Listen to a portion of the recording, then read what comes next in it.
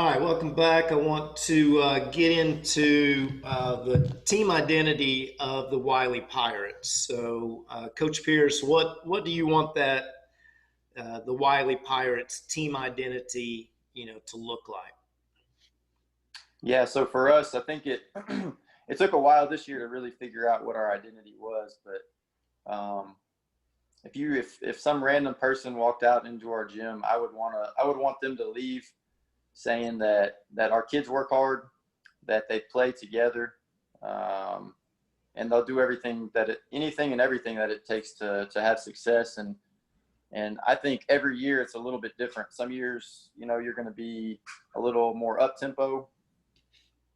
Some years you're going to be you're going to play a little slower. Some years you're going to rely on your defense. Some years it's going to be your offense. And so I think it just it kind of depends on your team.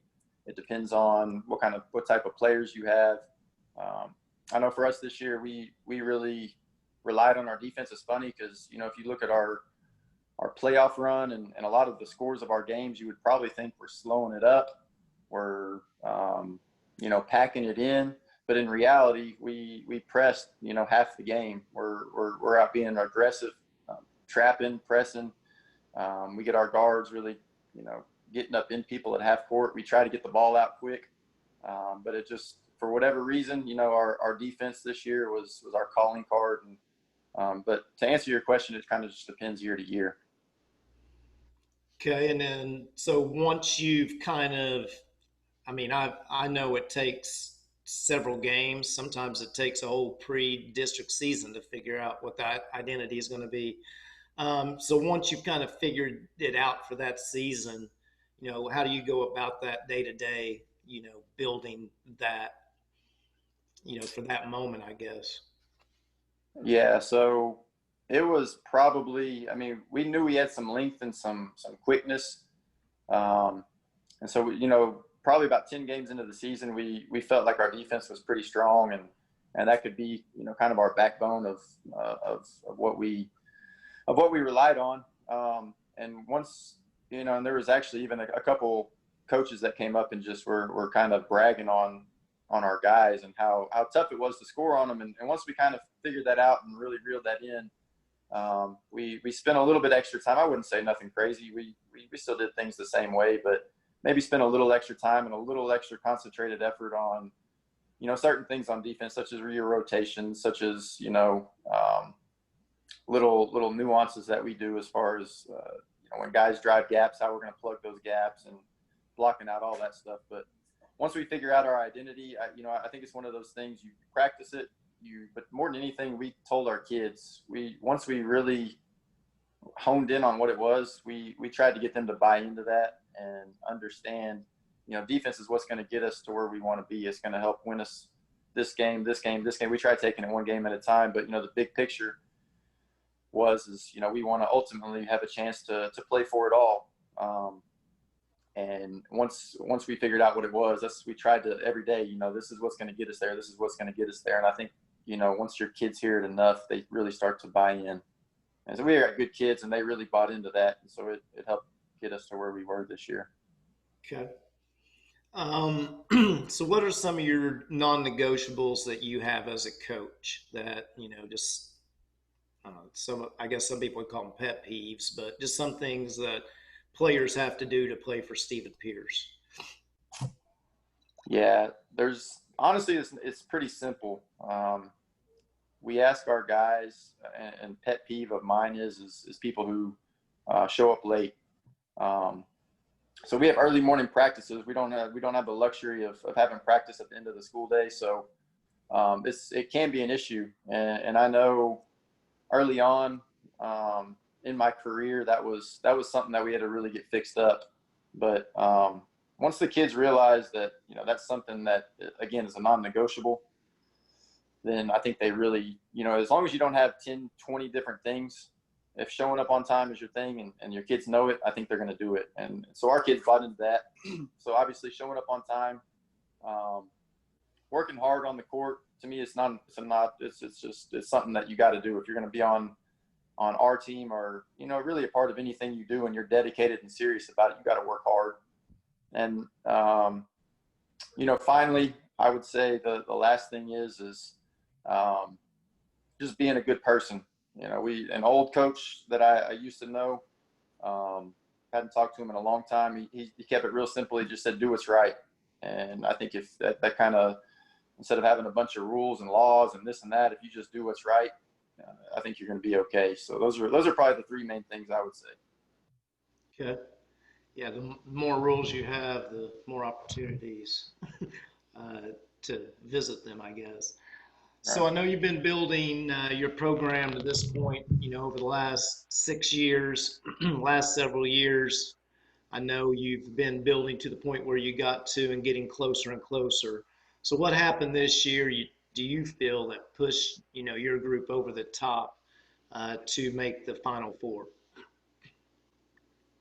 Yeah. So I would say there was, again, I don't think it's just a straightforward answer. I think there's a lot of things, but two things in particular is we had some pretty good talent. We had a couple guards. One of them was the MVP of the district. One of them was the offensive player of the year in the district. So, you know, uh, any team that has a couple good players, they're going to make you look good as a coach. So that first and foremost.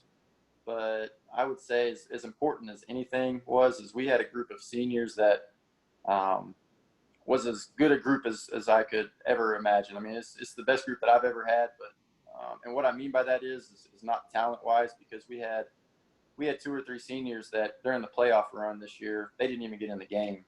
But what they did is they were the first ones off the bench giving guys five. They were the heart and soul of our practice, and giving us a good look and having energy every day. And that's tough to do. That just says a lot about those kids' character, and we're going to miss them.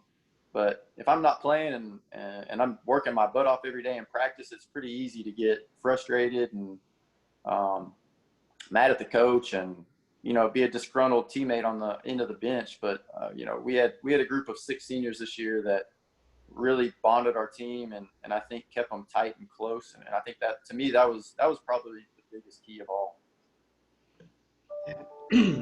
Takes them all, that's for sure. Um, so how have you been able to put closure, on this season? It ended abruptly. Not quite sure if you guys were on the road already in San Antonio, what that situation was. If you could tell us a little about that, and then how over this, last month you've been able to put closure on the season and move on to obviously next year and, you know, what that means. I don't know that there's a good way to answer that. That's really tough. And what we did, and going back, I've been at a loss to be honest. And you can see I'm kind of still muttering over my words as far as this stuff goes. But I just when we had to turn the bus around, we were halfway to San Antonio, and we turned our bus around in Temple. And when we did, I remember talking to Coach Craighead, our athletic director, and just asking him. I said, "What should we? I don't even know what to tell our players. What should I tell them?" Kind of thing. And, he kind of thought for a second, and he's like, "I really don't know." And that's kind of where it's been. We really don't know what to say. As far as this goes, because there's no true answer to it.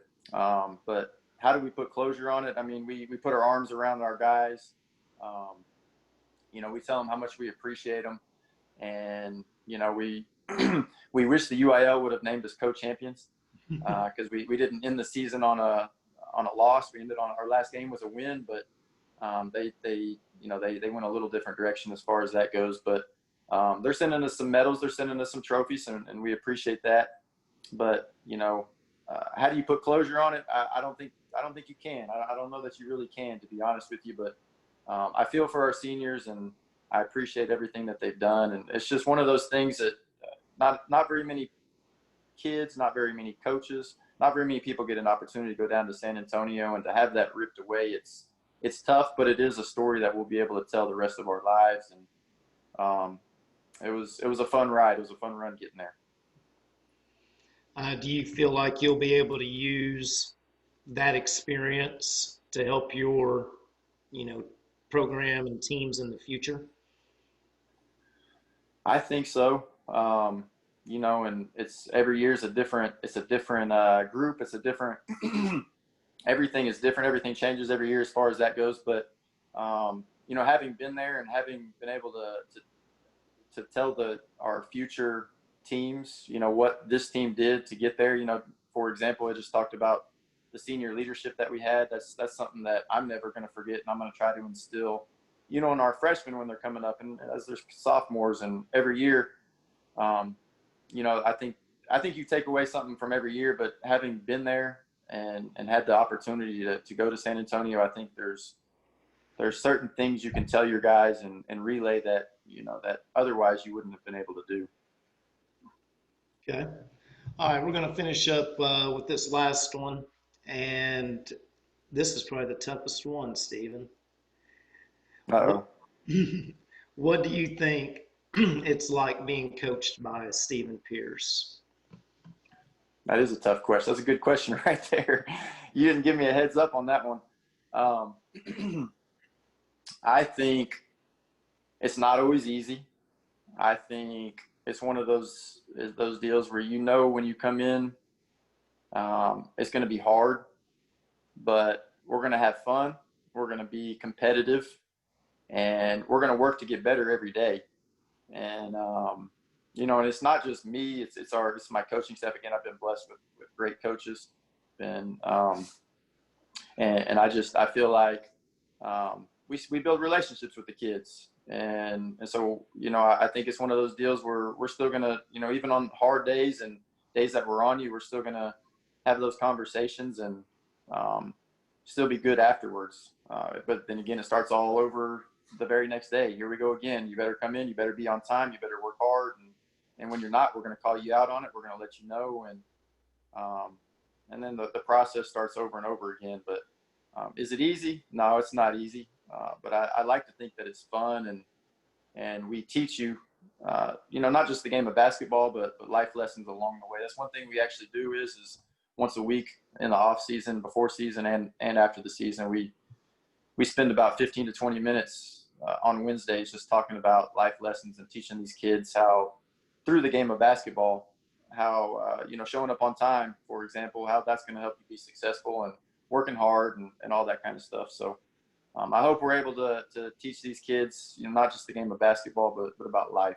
So Well, just knowing you and talking to you, I've got a feeling that playing for you is a lot of fun, very rewarding, but it's probably because they gain something from the difficulty. So I appreciate you, Stephen.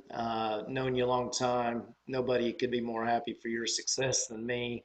I think I knew it was going to probably happen when I met you when you were a sophomore. So, congratulations. Thanks again. And hope to get you back on a panel and back on talk more soon. I appreciate you having me, Coach. All right, Stephen. We'll talk to you soon, man. All righty.